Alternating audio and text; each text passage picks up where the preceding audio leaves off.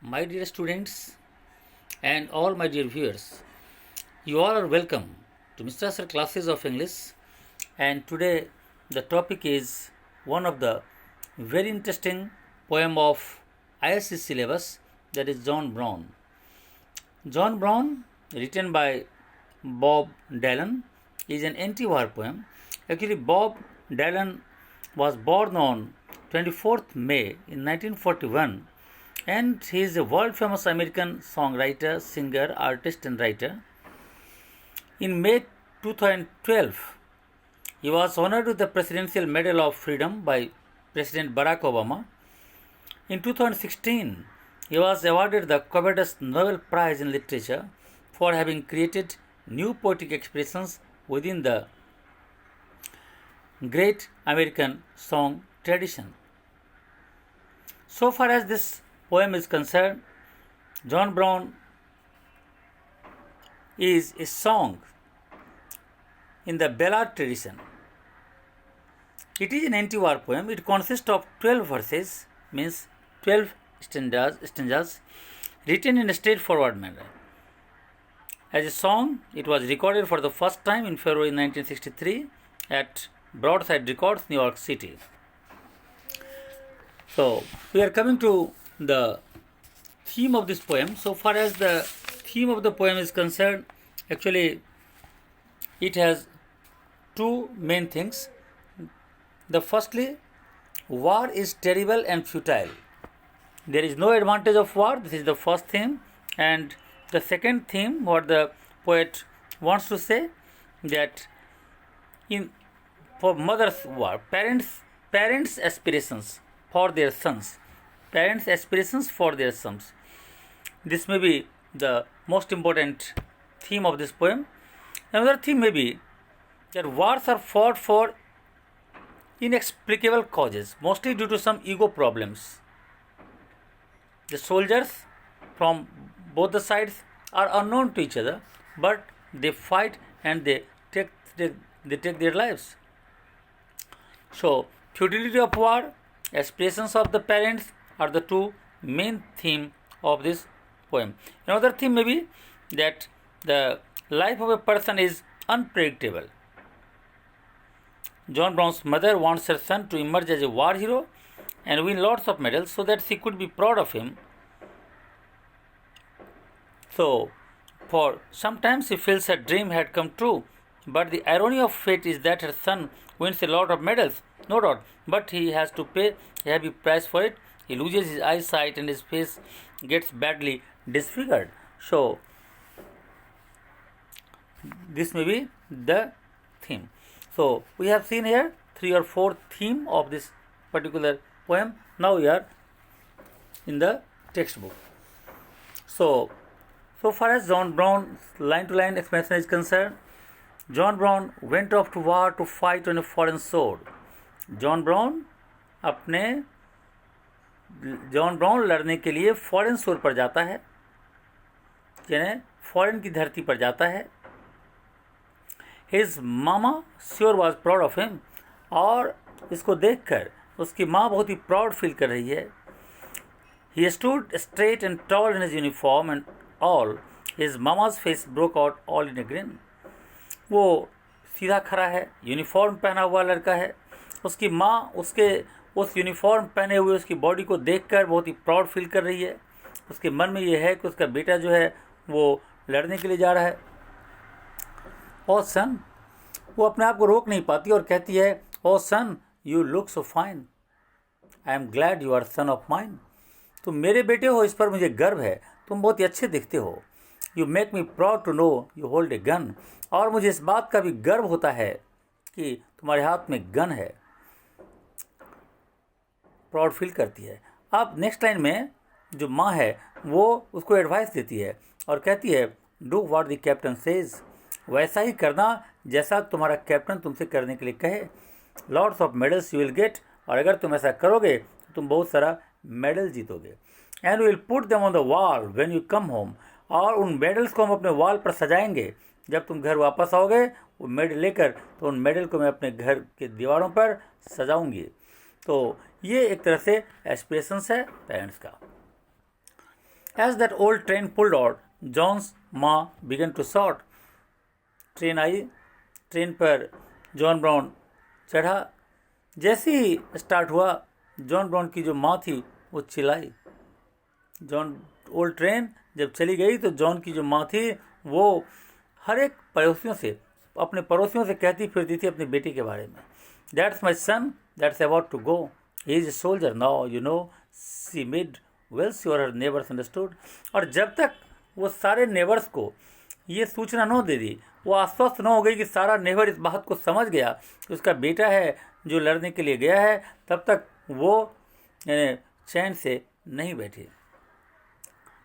इसके बाद सी got a letter, जब उसका बेटा वहाँ पर लड़ने के लिए गया हुआ था तो she got a letter once a while and her face broke out smile. उसका बेटा वहाँ से चिट्ठी लिखता था, लेटर लिखता था, और वो लेटर जब आता था तो अपने पड़ोसियों को दिखाती रहती थी।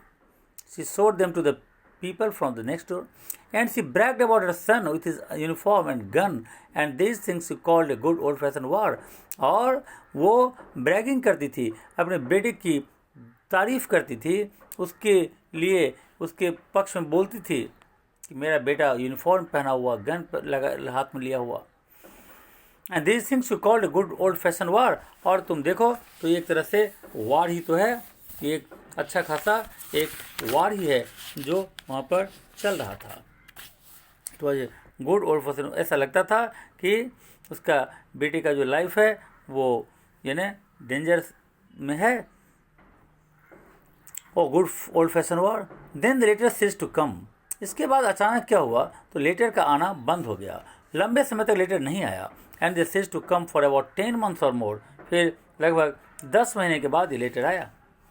अब 10 महीने के बाद जब लेटर आया तो क्या हुआ, then a letter finally came. फिर इसके बाद ये 10 महीने के बाद जो लेटर आया वो लेटर क्या था, उस लेटर में लिखा हुआ था go down and meet the train. जाओ और ट्रेन से जो तुम्हारा बेटा वापस आ रहा है उसको तुम रिसीव करो। Your son is coming home from the war. तुम्हारा बेटा वार से वापस आ रहा है। She smiled and went right down. वो इस लेटर को पढ़कर स्माइल करती है और सीधा जाती है स्टेशन पर। She looked everywhere around. वो हर तरफ देखती है, इधर भी उधर भी। But she could not see her soldier son inside. लेकिन उसका बेटा कहीं भी उस ट्रेन से उतरता हुआ नज़र नहीं आता है। But as all the people passed she saw her son at last. लेकिन जब स्टेशन पर सारे लोग निकल जाते हैं, गुजर जाते हैं, चले जाते हैं, इसके बाद उसे उसका बेटा दिखाई देता है। When she did she could hardly believe. और जब वो अपने बेटे को देखती है तो शायद उसके आँखों को भरोसा नहीं होता कि आखिर जो देख रही है वो सच है या नहीं। Of his face was all shot up and his hand was all ब्लॉन। उसके चेहरे पर गोली लगी हुई थी और उसका हाथ जो था वो ब्लॉन ऑफ यानी उड़ गया था। And he wore a metal brass around his waist. और अपने आप को खड़ा रखने के लिए उसके कमर में एक मेटल ब्रास लगाया हुआ था। ही विस्पर्ड काइंड ऑफ स्लो। वो ठीक से बोल भी नहीं पा रहा था। विस्परिंग जैसी आवाज़, फुसफुसाहट की आवाज़ निकलती थी। In a voice he did not know. और ऐसी आस्ते से वो बोलता था जो उसकी माँ भी सुन नहीं पा रही थी, समझ नहीं पा रही थी। While she could not even recognise his face. यहाँ तक कि उसका फेस इतनी विकृत हो गई थी कि माँ भी अपने बेटे को उस फेस को पहचान नहीं पा रही थी। और lord not even recognise his face. इतना बुरा हाल कि वो अपने बेटे के उस फेस को भी नहीं पहचान पा रही है। और tell me my darling son, pray tell me what they done. फिर वो अपने बेटे के पास जाती है और पूछती है, oh my dear son please tell me what they done. Please बताओ कि तुम्हारे साथ क्या हुआ। How is it you come to be this way. तुम इस हाल में कैसे पहुंच गए, तुम्हारा ये हाल किसने कर दिया। अब बेटा जवाब देता है, he tried his best to talk but his mouth could hardly move. ये जॉन ब्राउन बोलने की कोशिश तो करता है लेकिन उसका मुंह खुल नहीं रहा है। मदर है to turn her face away. माँ इस सीन को देख नहीं पाती और अपना फेस टर्न कर लेती है। डोंट रिमेंबर माँ। तब फिर बेटा बहुत मुश्किल से यानी कोशिश करते करते बोलता है, कहता है, डोंट रिमेंबर माँ when I went of the war. माँ तुम्हें याद है जब मैं युद्ध में गया था। You thought it was the best thing I could do, तुम समझती थी कि ये दुनिया का सबसे बड़ा काम है जो मैं करने जा रहा हूँ. I was on the battleground, मैं जमीन यानी बैटलग्राउंड में था, युद्ध के मैदान में था, और तुम घर में बैठकर मेरे बहादुरी पर प्राउड फील कर रही थी. You was not there standing in my shoes, और तुम मेरे बगल में तो खड़ी नहीं थी ना जो तुम मुझे देखती. Off and I thought when I was there, और जब मैं वहाँ था तो मैं क्या सोच रहा था. And I thought when I was there, god what I am doing here. तो मेरे दिमाग में जब मैं बैटल फील्ड में था, बेटा कहता है कि when I was in the battlefield I was thinking what am I doing here, कि मैं यहाँ कर क्या रहा हूँ. I am trying to kill somebody और डाई ट्राइंग, मैं किसी को मारने की कोशिश कर रहा हूँ और कोई मुझे मारने की कोशिश कर रहा है. But the thing that scared me most was, लेकिन सबसे डरावनी चीज़ जो वहाँ पर थी वो ये थी, when my enemy came close, जब मेरा दुश्मन मेरे पास आया. And I saw that his face looked just like mine, तो मैंने देखा कि उसका फेस मेरे फेस से मिलता है. ओ लॉर्ड, जस्ट लाइक माइन, उसका फेस तो मेरी फेस जैसा है. And I could not help but think through the thunder rolling and stink, मैं जब ये सोच ही रहा था कि उसका जो फेस है वो मेरे फेस से मिलता है, द थंडर रोलिंग, उसी बीच में बड़ी जोर की आवाज़ होती है.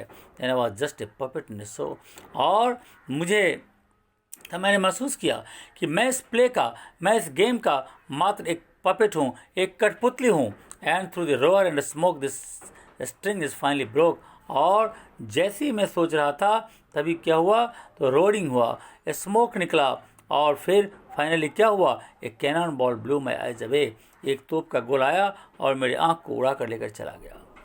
As it turn away to walk, यानी अपनी पूरी कहानी इसने कह दी.